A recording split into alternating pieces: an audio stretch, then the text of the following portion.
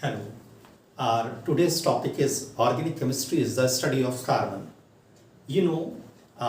Study of carbon can be there in organic chemistry as well as there in the inorganic chemistry.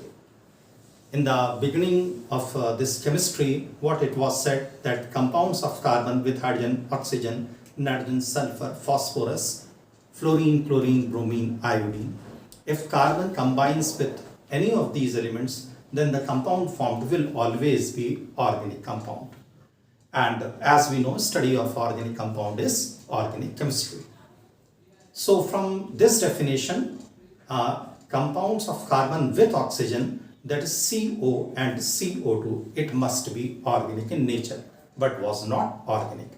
So this definition of organic compound, that compounds of carbon with hydrogen, oxygen, nitrogen, sulfur, phosphorus, fluorine, chlorine, bromine, iodine is organic compound. This concept was discarded. This definition was proved wrong because CO and CO2 are not organic, although comprised of carbon with oxygen, them too.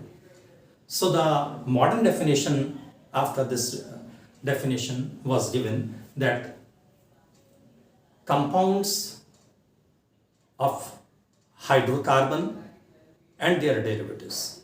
Those compounds which are made of hydrocarbon or those compounds which are hydrocarbon in nature and derived from hydrocarbon are called organic compounds.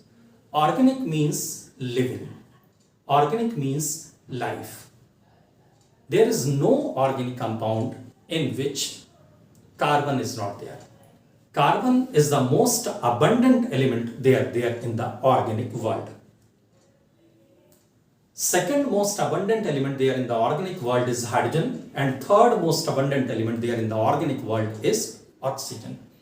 CCl4 is an organic compound, but there is no hydrogen, but carbon is there. So not even a single compound is there, organic compound is there, which is not having carbon. Without carbon, no organic chemistry, no organic world. Whether it's plant or animal, every living being must be having carbon. Carbon means organ. Organ means organisms. Organisms means living being. So organic chemistry is the chemistry of carbon. All organic compounds are made of carbon, but all carbon compounds are not organic compounds. Some carbon compounds can be inorganic also, such as CO and CO2.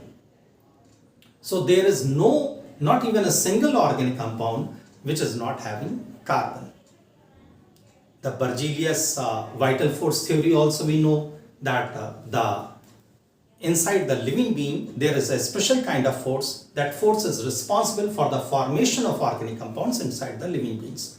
So Berzelius stated that the compounds which are present inside the living beings, present inside the plants and animals, are organic compounds, and those which are present outside the living beings are inorganic compounds. Berzelius' friend Wohler proved him wrong by synthesizing urea from ammonium cyanate there in lab. Ammonium cyanate on heating, NH4CNO on heating get converted into NH2CO NH2, that is urea, that is carbamide. So urea or carbamide was the first organic compound which was synthesized from inorganic compound ammonium cyanate by heating, and this was done by Wohler, who was a student of Berzelius, and he proved Berzelius wrong. So in this way, Berzelius stated that there is a very special kind of force inside the living being. That force is called vital force, and that force is responsible for the formation of organic compounds inside the living being.